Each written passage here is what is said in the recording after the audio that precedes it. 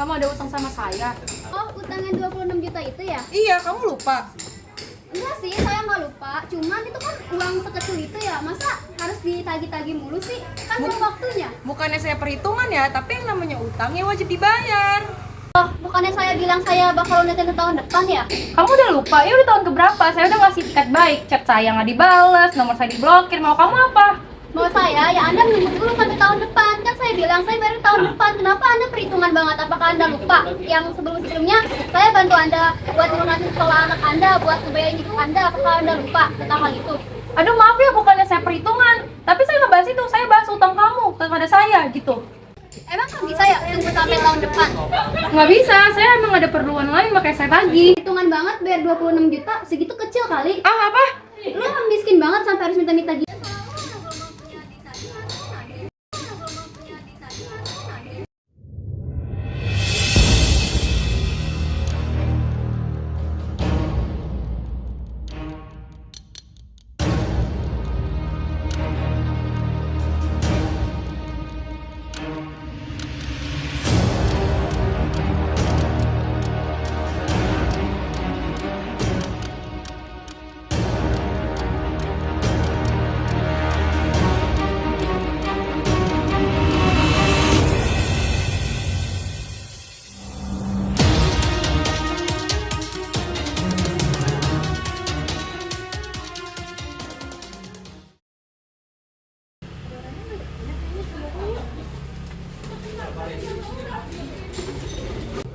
Assalamualaikum. Kok nggak ada ya? Ada coba kenal aja.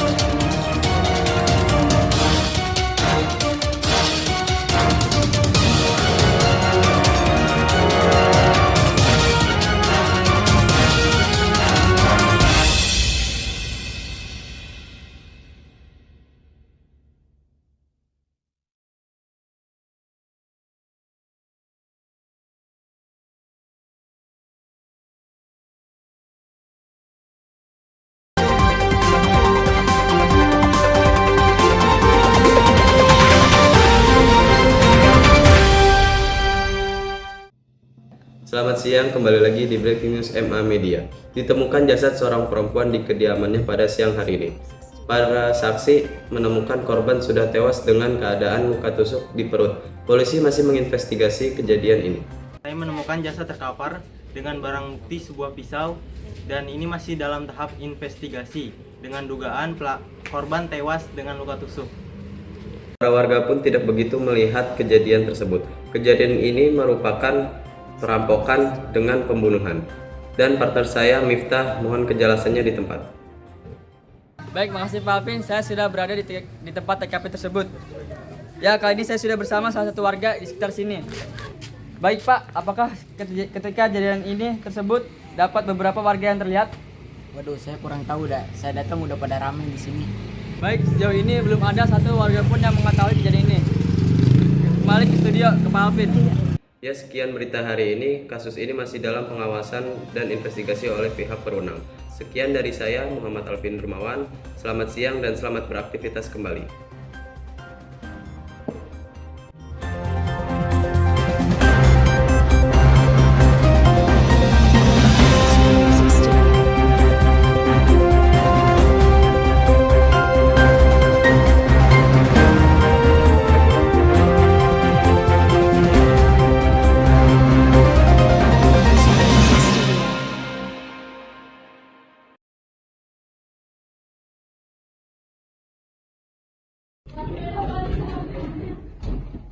Ini Bu, hasil forensik dari barang bukti dan ini hasil otopsi korban.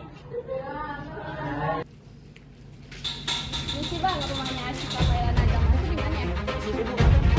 Berbekal hasil forensik dan hasil otopsi korban, pihak polisi menemukan kediaman pelaku.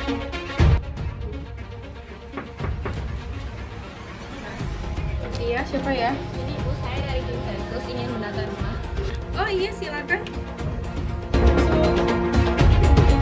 Penangkapan diawali dengan penyamaran polisi ke rumah pelaku. Bersama beberapa warga, polisi langsung menyerbu rumah pelaku.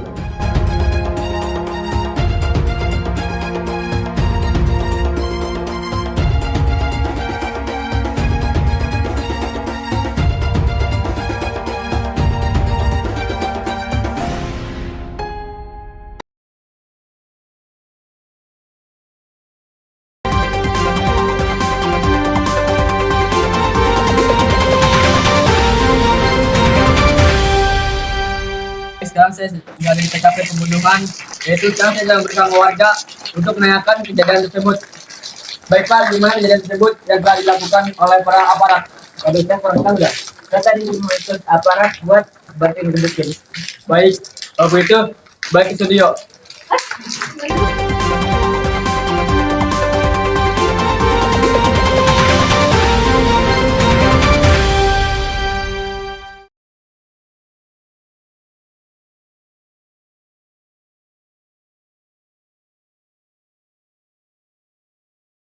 Assalamualaikum warahmatullahi wabarakatuh.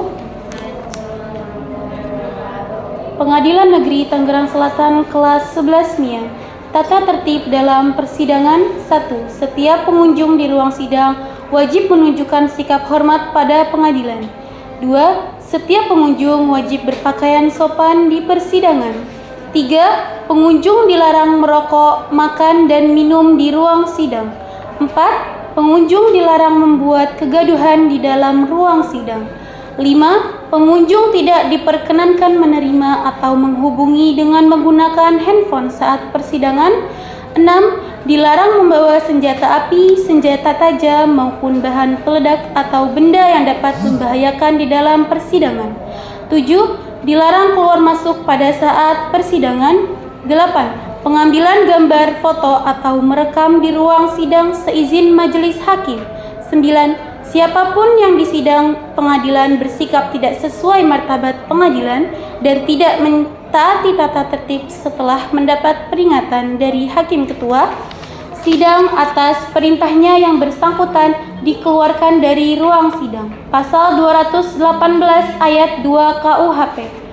10. Dalam hal pelanggaran tata tertib sebagaimana dimaksud ayat 3 bersifat suatu tindak pidana tidak mengurangi kemungkinan dilakukan penuntutan terhadap pelakunya.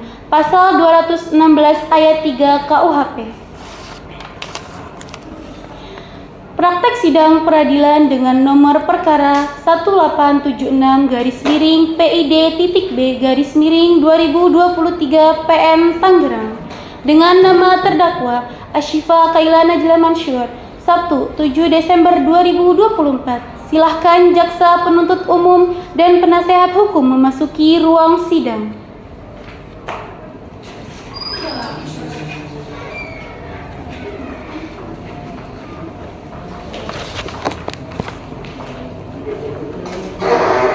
Apabila majelis hakim memasuki ruang sidang, hadirin dimohon untuk berdiri. Majelis hakim dipersilahkan memasuki ruang sidang.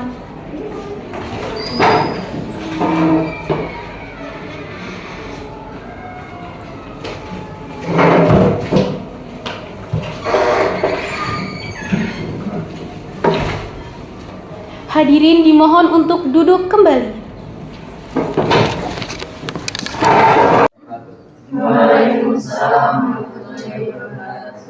Sidang peradilan Pengadilan Negeri Tangerang Selatan yang memeriksa dan mengadili perkara pidana nomor 1876 PIDB 2023 PN Tangerang atas nama terdakwa Ashifa Kaila binti Mansur dinyatakan terbuka dan terbuka untuk umum. Apakah terdakwa sudah bisa dihadirkan di persidangan? Sudah, Yang Mulia. Untuk penuntut umum, apakah terdakwa sudah bisa dihadirkan di persidangan? Sudah, Yang Mulia. Silakan untuk bisa dihadirkan di persidangan. Untuk terdakwa silakan memasuki ruang persidangan.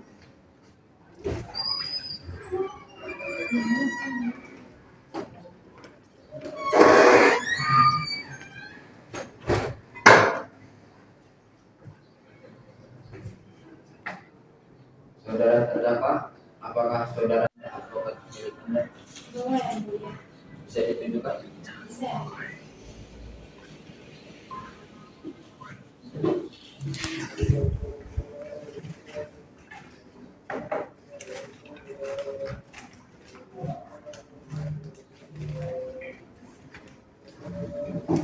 Saudara dalam keadaan sehat dan siap mengikuti persidangan. Sehat, Yang Mulia.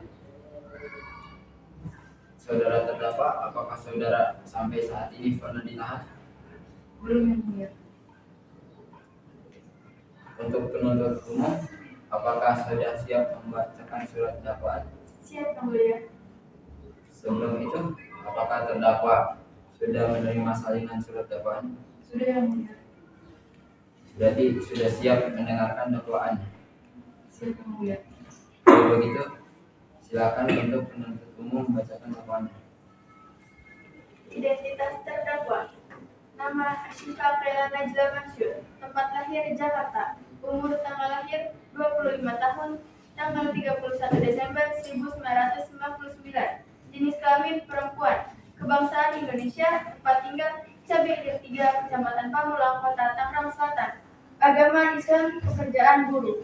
Bahwa Ashifa Prela Najla Mansur pada hari Sabtu tanggal 30 November 2024 sekitar pukul 12.00 WIB atau setidaknya pada waktu lain dalam bulan November atau setidaknya dalam tahun 2024 bertempat pada Jalan Cabe Ilir 3, Kecamatan Pamulang, Kota Tangerang Selatan atau setidaknya pada tempat lain yang termasuk dalam Kota Tangerang Selatan atau setidaknya pada tempat lain yang masih termasuk dalam daerah PN Tangerang Selatan telah membunuh seseorang dengan maksud menagih hutang dengan melawan hukum perbuatan yang tuntutan dilakukan dengan cara sebagai berikut. Bahwa awalnya pada hari Sabtu tanggal 30 November 2024 sekitar pukul 11.10 WIB, terdakwa Ashifa hendak menagih hutang temannya yang bernama Aura Syabania. Telah terbukti bahwasannya sebelum terdakwa pergi ke rumah si korban, terdakwa sempat memasukkan senjata tajam berupa pisau ke dalam tasnya. Pada pukul 11.30, terdakwa sampai di rumah korban. Pada saat itu korban sedang dalam posisi sendirian di rumahnya dan terdakwa pun menagih hutang kepada si korban. Kemudian terjadi adu mulut antara terdakwa dan korban karena korban belum bisa membayar hutang. Pada pukul 12.00 WIB, pada pukul 11.30 terdakwa sampai di rumah korban. Pada saat itu korban sedang dalam posisi sendirian di rumahnya dan terdakwa pun menagih hutang kepada si korban. Kemudian terjadi adu mulut antara terdakwa dan korban karena korban belum bisa membayar hutang. Pada pukul 12.00 WIB, terdakwa mengeluarkan pisau yang ada di dalam tasnya dan menusuk korban sebanyak 10 kali di bagian perut korban. Lalu terdakwa meninggalkan TKP. Selang beberapa waktu setelah kejadian, saksi mata yaitu Naila dan Asya melihat korban sudah terkapar dan tidak bernyawa di depan rumahnya. Kemudian saksi menghubungi kepolisian. Akhirnya orang tua korban pulang ke rumah setelah pergi dari liburannya. Mereka terkejut melihat anaknya sudah tak bernyawa. Mereka meminta keterangan kepada warga mengenai kronologinya. Karena tidak ada yang mengetahui, maka orang tua korban pun meminta polisi untuk mengecek CCTV rumahnya yang di dalam CCTV tersebut terekam kejadian antara korban dan terdakwa yang sedang menagih hutang kepada korban sebesar 26 juta rupiah. Perbuatan terdakwa sebagaimana diatur dan diancam pidana dalam pasal 340 KUHP. Sekian Yang Mulia. Apakah saudara akan mengajukan eksepsi? Untuk eksepsi saya ajukan kepada penasihat hukum. Untuk penasihat hukum, apakah terdakwa mengajukan eksepsi? Ya, Bisa dijelaskan? mohon maaf Yang Mulia, bahwasanya terdakwa melakukan hal tersebut karena korban menunggak hutang kurang lebih selama setahun. Baik, untuk terdakwa bisa dipersilakan pindah ke penasihat umum. Baik, untuk terdakwa dipersilakan untuk pindah ke penasihat hukum.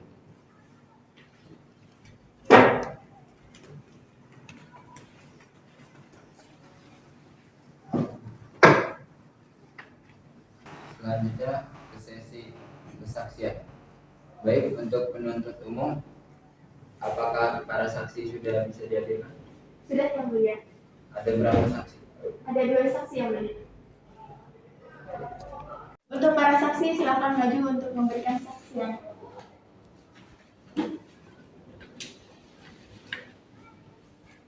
Saya bersumpah Saya bersumpah bahwa saya bahwa saya akan menerangkan akan menerangkan dengan sebenarnya dengan sebenarnya dan tiada lain daripada yang sebenarnya. Sabar.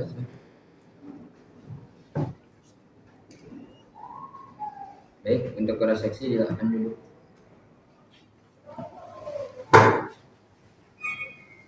Untuk sesi pertanyaan, saya serahkan kepada Hakim 2.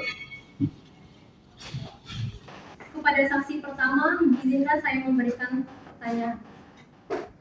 Bisa tolong jelaskan kronologi kejadian saat Anda menemukan korban?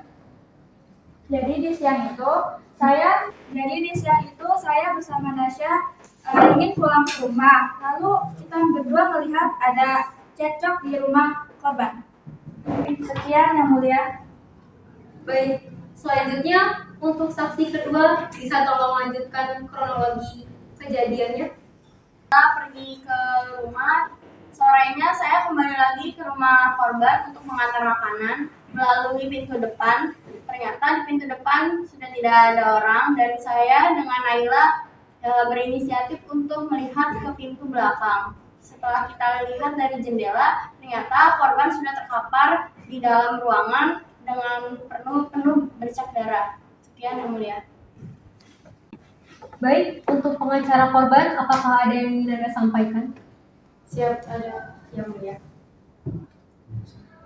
Mohon Maaf yang mulia, terdakwa telah terbukti bahwasanya terdakwa telah melakukan tindakan pemerasan dengan kekerasan pasal 368 KUHP dan terdakwa berhak mendapatkan ancaman pidana penjara paling lama 9 tahun. pengacara terdakwa, apakah ada yang ingin Anda sampaikan? Iya yang mulia. Mohon maaf yang mulia atas perizinan Anda yang mulia. Bolehkah terdakwa mendapatkan keringanan atas perlakuannya kepada korban dengan alasan korban ingin menghindar dari terdakwa telah tertulis pada pasal 1754 KUHP tentang perjanjian pinjam-meminjam. Mohon maaf yang mulia, atas pernyataan yang tersebut terdakwa telah terbukti melakukan ancaman kekerasan dapat dikenakan pasal 355 ayat 1 KUHP. Terdakwa melakukan sehingga mengakibatkan kematian dan diancam pidana penjara 15 tahun. Mohon maaf yang mulia, atas dasar dari pernyataan terdakwa bahwasanya korban ingkar janji dan tipu muslihat. Mohon maaf yang mulia, atas bukti yang kuat bahwasanya terdakwa terkena pasal 340 KUHP yaitu pembunuhan dengan adanya niat dan telah direncanakan.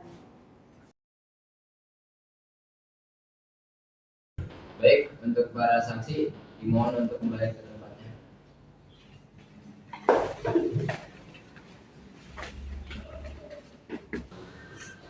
Baik, kepada terdakwa dimohon untuk kembali ke tengah.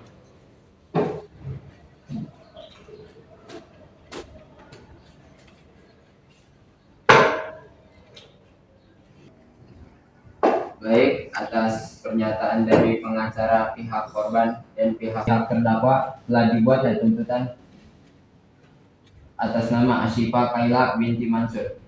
Kepada penuntut umum mohon membacakan tuntutannya. Terdakwa Asyifa Kaila Najla Mansur, tempat tanggal lahir Jakarta 31 Desember 1999, jenis kelamin perempuan, kebangsaan Indonesia, Jalan Cabai Ilir 3, Kecamatan Pamulang, Kota Tangerang Selatan, agama Islam. Di persidangan pada pokoknya menerangkan sebagai berikut, bahwa terdakwa telah membunuh dengan tindakan sengaja dan adanya niatan pada tanggal 30 November 2024. Pada hari Sabtu pukul 12.00 WIB di Jalan Cabai Ilir 3, Kecamatan Pamulang, Kota Tangerang Selatan. Terdakwa hanya sendirian dengan niat membunuh di bagian Terdakwa hanya sendirian dengan cara membunuh di bagian perut sebanyak 10 kali. Terdakwa membunuh dengan alasan menagih hutang temannya sebesar 26 juta. Barang bukti yang ditemukan berupa CCTV rumah korban, pisau yang digunakan terdakwa, buku catatan hutang yang dimiliki terdakwa. Dengan demikian, barang bukti tersebut sebagai alat bukti petunjuk sebagaimana ditentukan dalam pasal 184 ayat 1 huruf D KUHP berdasarkan fakta yang terungkap dalam persidangan, baik dalam keterangan saksi-saksi, surat petunjuk keterangan terdakwa sendiri, serta adanya barang bukti diajukan di persidangan sebagaimana telah disampaikan di atas, menuntut supaya Majelis Hakim PN Tangerang yang memeriksa dan mengadili perkara ini memutuskan bahwa menyatakan terdakwa Asyifa Kaila Najah Mansur telah terbukti secara sah dan meyakinkan melakukan tindak pidana pembunuhan sebagaimana diatur dalam pasal 340 KUHP sebagaimana telah diuraikan di dalam dakwaan tunggal penuntut umum. Pemerintah umum menjatuhkan pidana terhadap terdakwa Asyifa Kaila Najah Mansur dengan pidana penjara 20 tahun. Demikian surat tuntutan ini kami bacakan dan serahkan kepada Majelis Hakim di muka persidangan PN Tangerang dalam sidang pada hari ini, tanggal 7 Desember 2024. Baik, atas tuntutan yang tadi telah disampaikan penuntut umum bahwasanya Asyifa Kaila binti Mansur dinyatakan terkena pasal 340 yang menyatakan bahwa ia membunuh dengan adanya niat dan disengaja. Maka itu Asyifa binti Mansur dinyatakan hukuman penjara selama 20 tahun. Demikian sidang pada hari Sabtu tanggal 7 Desember 2024 telah dinyatakan bahwasanya Asyifa Kaila binti Mansur benar-benar bersalah.